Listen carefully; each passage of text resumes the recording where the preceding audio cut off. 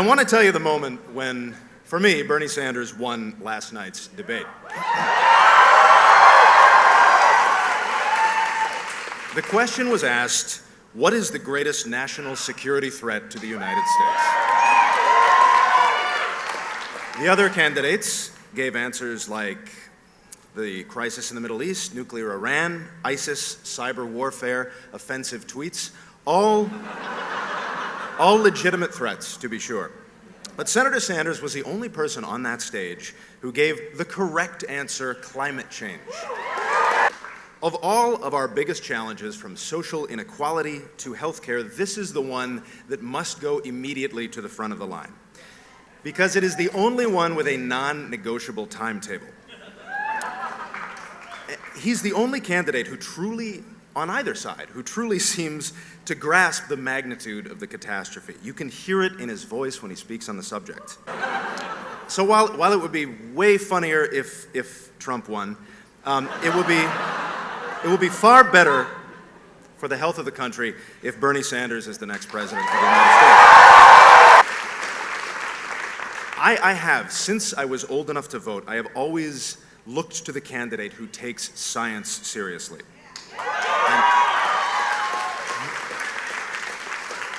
And most of the time, I have to settle for the candidate who pays fleeting lip service to science. But not tonight. This man is special, and here's one reason why. For years, I have privately thought to myself, all right, I am a capitalist. I like eating its sugarfish. I like drinking Fiji water. I like going on Amazon.com on my phone and then sitting up 2 hours later and $6,000 later with a stack of Blu-rays, a box of Cadbury cream eggs, and a trombone waiting for me at my front door. But doesn't it seem that things have swung so far in one direction, with the top 1% of the country controlling more wealth than the other 99% combined, that just a little bit of democratic socialism maybe is not the worst idea?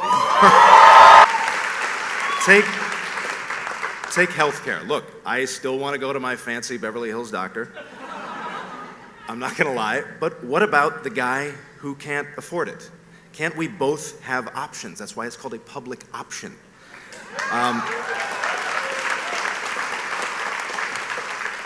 We are all in this together. I said it when I was broke in '95, and I will say it, I'm serious, and I will say it now. Everything can't always just be about money.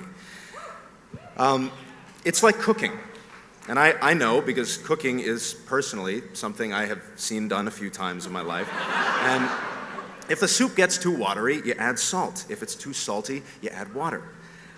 It's time to add a little bit of water, I think. The right has done a marvelous job of convincing many Americans that socialism is a bad word. Look, America will never be a socialist country, nor would I want it to be. But perhaps the greatest president of the 20th century, FDR, implemented vast social reforms before and during the New Deal, which is why your 5-year-old no longer has to work in a mill for 20 hours a day making colorful sweaters for Bill Cosby. See? Managed to do a Cosby joke that's not about the thing. So it seems like some judiciously and intelligently applied democratic socialism is a good thing. But you know, what did FDR know? All he did was lead America to victory against the Nazis. It's that little thing. Senator Sanders understands that today that enemy is climate change. And let's be real about this. While FDR was able to transform the entire auto industry into a manufacturing line for war production almost overnight, today it will be much more difficult, but no less necessary, for the fossil fuel companies to agree to 100% divestment from oil and gas and the transition to wind, solar, and other renewables. And it has to be just as fast. If we are to believe that fringe crackpot idea of climate change that is supported by like every scientist in the world, it's pretty close to that. It's going to take a combination of arm twisting and diplomacy, one that exists in the Goldilocks zone of smart politics. And Senator Sanders and his bold political point of view, to me, are key to accomplishing that goal. You cannot bribe this guy. Believe me, I offered him $10,000 to come out here tonight shirtless, wearing a raw turkey on his head like Mr. Bean. He would not do it.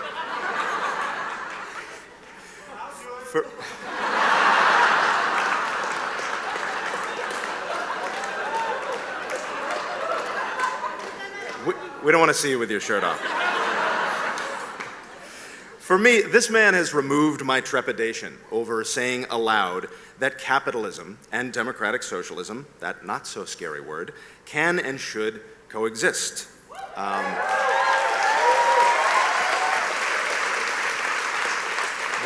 The public and private sector, it's really not that new an idea. I guess you could say he's made me feel okay about coming out. It was only a matter of time, right? And there's a word for a man who can do that. The word is leader. So, ladies and gentlemen, I give you the next President of the United States, Bernie Sanders.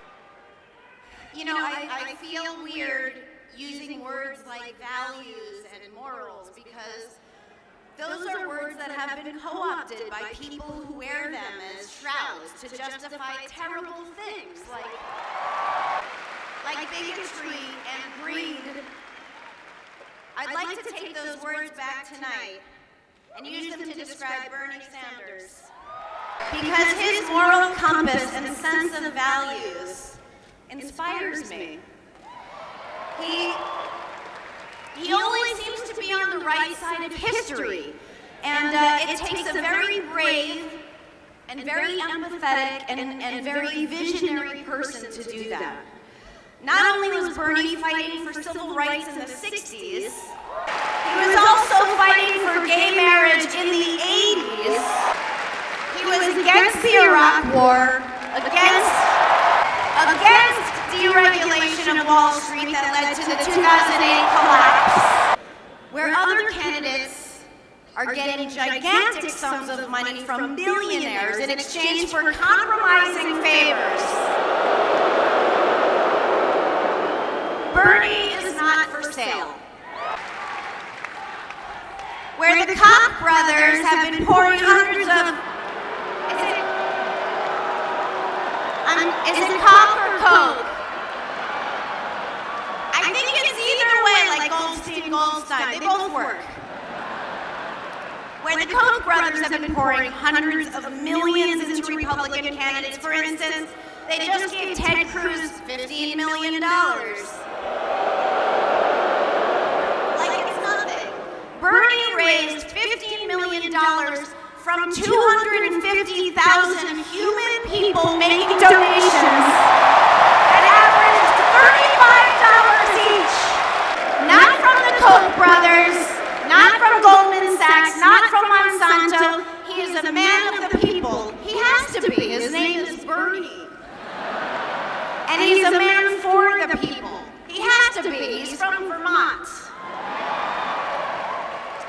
You know, I have a friend named Tall John. He's very tall. It's a non-ironic nickname. And I always go to him when I'm not sure what the right thing to do is, because he has that kind of compass. And I see that in Bernie.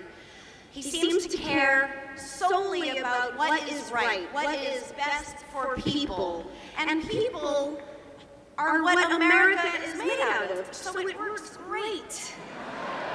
He says what he means, and he means what he says, and he is not for sale. You can't buy him, and I just think that is so neat.